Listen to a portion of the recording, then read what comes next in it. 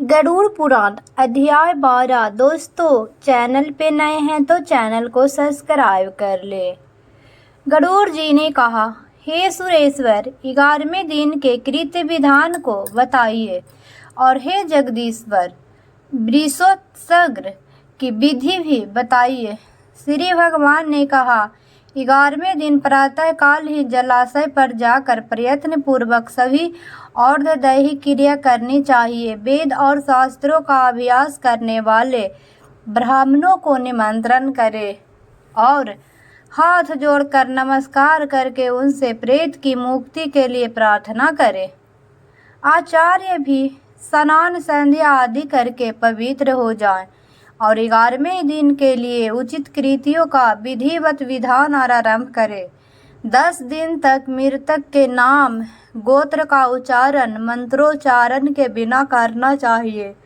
11वें दिन प्रेत का पिंडदान समतंत्रक मंत्रों सहित करना चाहिए। हे गरुड़, सुवर्ण से विष्णु की, रजत से ब्रह्मा की, ताम्र से रुद्र की और लौह से यम की प्रतिमा बनवानी चाहिए। पश्चिम भाग में गंगा जल से परिपूर्ण विष्णु कलश स्थापित करके उसके ऊपर पीत वस्त्र से वेष्टित विष्णु की प्रतिमा स्थापित करें। पूर्वी दिशा में दूध और जल से भरा ब्रह्मा कलश स्थापित करके उस पर श्वेत वस्त्र से वेष्टित ब्रह्मा की स्थापना करें। उत्तर की दिशा में मधु और घृत से परिपूर्ण रुद्र कुंभ की स्थापना करके रक्त वस्त्र वेष्टित श्री रुद्र की प्रतिमा को उस पर स्थापित करें। दक्षिण दिशा में इंद्रलोक यानी वर्षा के जल से परिपूर्ण यम घट की स्थापना करें और काले वस्त्र से वेदिशिष्ट करके उस पर यम की प्रतिमा स्थापित करें। उनके मध्य में एक मंडल बनाकर उस पर पुत्र कुश से निर्मित कुशमयी प्रेत की प्रतिमा स्थापित करें और दक्षिणाभिमुख एवं अपसभ्य होकर तर्पण करें। विष्णु, ब्रह्मा, शिव और धर्मराज यम का वेद मंत्रों से तर्पण करें। तब होम करने के अंतर्गत श्राद्ध और 10 घट आदि का दान करें। तदंतर पितरों की ताड़ने के लिए गौदान करें। गौदान के समय, हे माधव, यह गौ मेरे द्वारा आपकी प्रसन्नता के लिए दी जा रही है, इस गोदान से आप प्रसन्न होएं, ऐसा कहे। प्रेत द्वारा उपभुक्त आभूषण, वस्त्र, वाहन तथा घृत पूर्ण कांस्य पात्र, सप्तधाय और प्रेत के प्रिय लगने वाली वस्तुओं एवं तिल आदि अष्टम महादान जो अंत काल में न किए जा सके हों, सैया के समीप रखकर सैया के साथ इन सबका भी दान करे। ब्राह्मण के चरणों को धोकर वस्त्र आदि से उनकी पूजा करे और मोदक, पुआ, दूध आदि पकवान उन्हें प्रदान करे। तब पुत्र सैया के ऊपर प्रेत की स्वर्णमयी प्रतिमा कांचन पुरुष को स्थापित करे और उसकी पूजा करके यथाविधि मृत सैया का दान करे। सैया दान के समय इस मंत्र को पढ़े, हे विप्र, प्रेत के प्रतिमा से युक्त और सभी प्रकार के उपकरणों से संबंधित यह प्रेत सैया, मृत सैया मैंने आपको निवेदित की है। इस प्रकार पढ़कर कुटुंबी ब्राह्मण आचार्य को वह सैया प्रदान करनी चाहिए। इसके बाद प्रदक्षिणा और प्रमाण करके विसर्जन करना चाहिए। इस प्रकार सैया दान, नमक आदि श्राद्ध और वृषोत्सर्ग का विधान करके प्रेत परम गति को प्राप्त होता है। 11वें दिन विधि पूर्वक ही अंगावले रोगी अत्यंत छोटे बछड़े को छोड़कर सभी शुभ लक्षणों से युक्त वृष का विधि पूर्वक उत्सर्ग यानी वृषोत्सर्ग करना चाहिए। ब्राह्मण के उद्देश्य से लाल आँख वाले, पिंग वर्ण वाले, लाल सींग, लाल गला और लाल खुर वाले, सफेद पेट तथा काली पीठ वृषभ का उत्सर्जन करना चाहिए।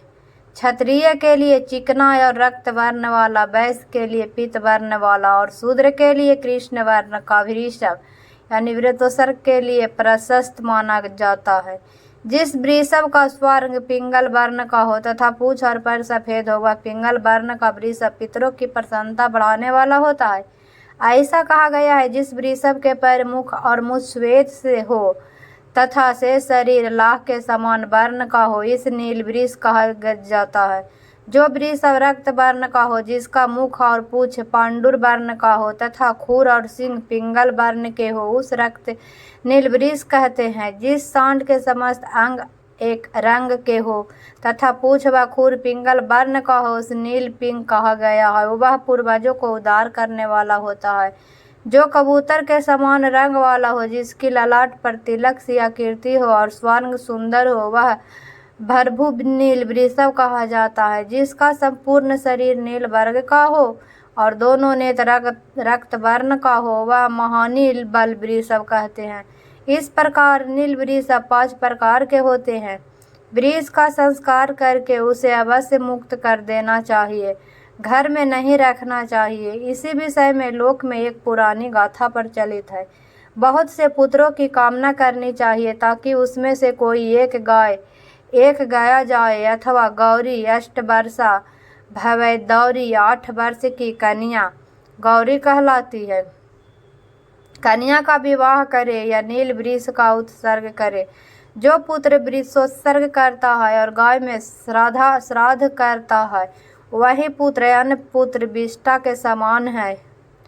जिसके कोई पूर्वज रौरव नरकों में यातना पा रहे हों, 21 पीढ़ी के पुरुषों के सहित वृषोत्सर्ग करने वाला पुत्र उसको तार देता है। स्वर्ग में गए हुए पितर भी इस प्रकार वृषोत्सर्ग की कामना करते हैं। हमारे वंश में कोई पुत्र होगा जो वृषोत्सर्ग करेगा, उसके द्वारा किए गए वृषोत्सर्ग से हम सब परम गति को प्राप्त होंगे। हम लोगों को सभी यज्ञों में श्रेष्ठ वृष यज्ञ मोक्ष देने वाला है। इसीलिए पितरों के मुक्ति के लिए यथोगत विधान से सभी प्रयत्न पूर्वक वृष यज्ञ अर्थात वृषोत्सर्ग करना चाहिए। वृषोत्सर्ग करने वाला ग्रहों की तदंतर मंत्रों से स्थापना और पूजा करके होम करे तथा शास्त्र अनुसार वृषभ की माता गौओं की पूजा करे। बछड़ा और बछड़ी को ले जाकर उनके कंकन बांधे और वैवाहिक विधान की विधि अनुसार संतब में उन्हें बांध दे। फिर बछड़ा और बछड़ी को रुद्र कुंभ से जल से स्नान कराए, गंध और माल्य से सम्यक पूजा करके उनकी प्रशिक्षण करे। तदंतर वृष को दक्षिणा भाग में त्रिशूल और वाम पार्श्व में चक्र चिन्हित करे। तब उसे छोड़ते हुए हाथ जोड़कर पुत्र इस मंत्र को पढ़े। पूर्व काल में ब्रह्मा के द्वारा निर्मित तुम वृष रूपी धर्म हो, तुम्हारे उत्सर्ग करने से तुम भावा नर्व पार लगाओ। इस मंत्र से नमस्कार करके बछड़ा और बछड़ी को छोड़ दे। भगवान विष्णु ने कहा, इस प्रकार जो वृषोत्सर्ग करता है, मैं सदा उसे वर प्रदान करता हूँ और प्रेत को मोक्ष प्रदान करता हूँ। अतः वृषोत्सर्ग कर्म अवश्य करना चाहिए। अपनी जीवावस्था में वृषोत्सर्ग करने पर वही फल प्राप्त होता है। पुत्रहीन मनुष्यों को तो स्वयं अपने उद्देश्य से वृषोत्सर्ग करके सुखपूर्वक परम गति को प्राप्त करता है। कार्तिक आदि शुभ महीनों में सूर्य के उत्तरायण होने पर शुक्ल पक्ष अथवा कृष्ण पक्ष की द्वादशी आदि तिथियों में सूर्य चंद्र ग्रहण काल में पवित्र तीर्थ में, दोनों अनय संक्रांतियों में मकर करके और विषुवत संक्रांतियों में मेष तुला में वृषोत्सर्ग करना चाहिए। शुभ लगन और मुहूर्त में पवित्र स्नान में समाहित चित्त होकर विधि जानने वाले शुभ लक्षणों से युक्त ब्राह्मण को बुलाकर जप होम तथा दान से सभी देह को पवित्र करके पूर्वोक्त रीति से सभी होम आदि कृतियों का संपादन करना चाहिए। शालिग्राम की स्थापना करके वैष्णव श्राद्ध करना चाहिए। तदंतर अपना श्राद्ध करे और ब्राह्मणों को दान दे। हे पश्चिम अपुत्रवान अथवा पुत्रवान जो भी इस प्रकार वृषोत्सर्ग करता है, उस वृषोत्सर्ग से उसकी सभी कामनाएं पूर्ण होती है। अग्निहोत्रादि यज्ञों से विविध दानों से भी वह गति नहीं होती जो वृषोत्सर्ग से प्राप्त होती है। बाल्यावस्था, कौमार, पौगंड, यौवन और वृद्धावस्था में किया गया जो पाप है, वह सब वृषोत्सर्ग से नष्ट हो जाता है, इसमें कोई संशय नहीं है। मित्रद्रोही, कृतधन, सुरापान करने वाला, गुरु पत्नीगामी, ब्रह्म हत्यारा और स्वर्ण को चोरी करने वाला भी वृषोत्सर्ग से पाप मुक्त हो जाता है। ये लोग महापापी कहे गए हैं, इसलिए इन्हें ताज सभी प्रयत्न करके वृषोत्सर्ग करना चाहिए। तीनों लोक में वृषोत्सर्ग का समान कोई पुण्य कर्म नहीं है। पति और पुत्रवती यदि इन दोनों को सामने मर गए हों तो उनके उद्देश्य से वृषोत्सर्ग नहीं करना चाहिए, अपितु दूध देने वाली गाय का दान करना चाहिए। हे गरुड़, जो व्यक्ति वृषोत्सर्ग वाले वृषभ को कंधे अथवा पीठ पर भार ढोने के काम में प्रयोग करता है, वह प्रलय पर्यंत न घोर नरक में निवास करता है। जो निर्दयी व्यक्ति मुट्ठी अर्थात मुक्के अथवा लकड़ी से वृषभ को मारता है वह 1 कल्प तक यम यातना को भोगता है। इस प्रकार वृतोत्सर्ग करके सपिंडीकरण के पूर्व 16 श्राद्धों को करना चाहिए। वह मैं तुमसे कहता हूँ, मृत स्थान में द्वारा पर, अधर्म गार में चिता में, शव को हाथ में और अस्थि संचय में इस प्रकार 6 पिंड प्रदान करके 10 दिन तक 10 गोत्र को 10 पिंडों का दान देना चाहिए। यह प्रथम मलिन षोडशी श्राद्ध कहा गया है और दूसरा मध्य में किया जाने वाला मध्यम षोडशी कहा जाता है। उसके विषय में तुमसे कहता हूँ। मध्यम षोडशी में मलिन षोडशी की भांति ही 16 पिंड होते हैं। पहला पिंड भगवान विष्णु को, दूसरा शिव को तथा तीसरा सपरिवार यम को प्रदान करे। चौथा पिंड सोमराज को, पांचवा हव्यवाह यानी हव्य के हवन करने वाले अग्नि, छठा काव्य वहन करने वाली अग्नि तथा 7वां पिंड काल को प्रदान करे। 8वां पिंड रुद्र को, 9वां पुरुष को, 10वां प्रेत को और 11वां पिंड तत्पुरुष को उद्देश्य से देना चाहिए। हे खग, तद्विद लोग इस मध्य षोडशी कहते हैं। तदंतर प्रतिमास के 12 पाक्षिक, त्रिपाक्षिक, उनमांसिक और उनविदिक इन श्राद्धों को उत्तम षोडशी कहा जाता है। इसके विषय में मैंने तुम्हें बताया। हे ताज, इनको 11वें दिन चरु बनाकर करना चाहिए। ये 48 श्राद्ध प्रेत तत्व को नष्ट करने वाले हैं। जिस मृतक के उद्देश्य से ये 48 श्राद्ध किए जाते हैं ना, वह पितरों की पंक्ति योग हो जाता है। इसीलिए पितरों को पंक्ति में प्रवेश दिलाने के लिए षोडशी मालिन, मध्यम तथा उत्तम षोडशी करनी चाहिए। यह श्राद्धों से विहीन मृतक का प्रेतत्व सुस्थिर हो जाता है और जब तक षोडशसंयोग श्राद्ध नहीं किए जाते तब तक वह प्रेत अपने द्वारा अथवा दूसरों को द्वारा की गई वस्तु को प्राप्त नहीं करता। इसीलिए पुत्र को विधान पूर्वक षोडशी का अनुष्ठान करना चाहिए। पत्नी यदि अपने पति के उद्देश्य से इन श्राद्धों को करती है और जो अत्यंत श्रेय के प्राप्त होती है, जो स्त्री अपने मृत पति की और्ध्वदैहिक क्रिया, क्षया श्राद्ध, वार्षिक दाह तथा पाक्षिक श्राद्ध, मलाशय श्राद्ध करती है, वह मेरे द्वारा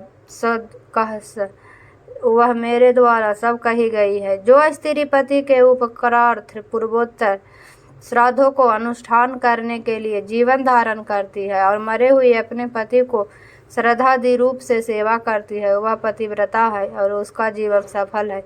यदि कोई प्रमाद से आग से जलाकर अथवा जल में डूबकर मरता है, उसके सभी संस्कार यथाविधि करने चाहिए। यदि प्रमाद से, स्वेच्छा से अथवा सर्प के द्वारा मृत्यु हो जाए तो दोनों पक्षों की पंचमी तिथि को नाग की पूजा करनी चाहिए। पृथ्वी पर पीठी से फन की आकृति वाले नाग की रचना करके श्वेत पुष्प तथा सुगंधित चंदन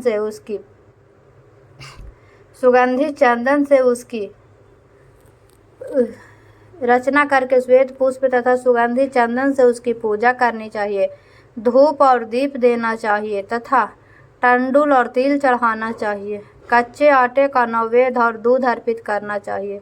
शक्ति के अनुसार सुवर्ण का नाग और गौ ब्राह्मण को दान करने चाहिए। तदंतर हाथ जोड़ करके नागराज प्रसन्न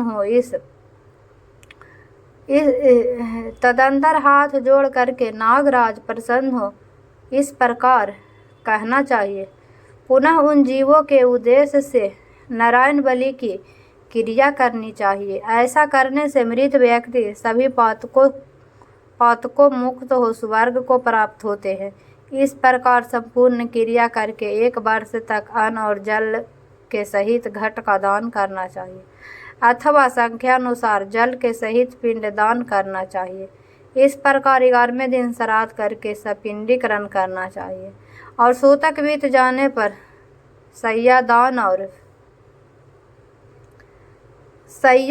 और पददान करना चाहिए।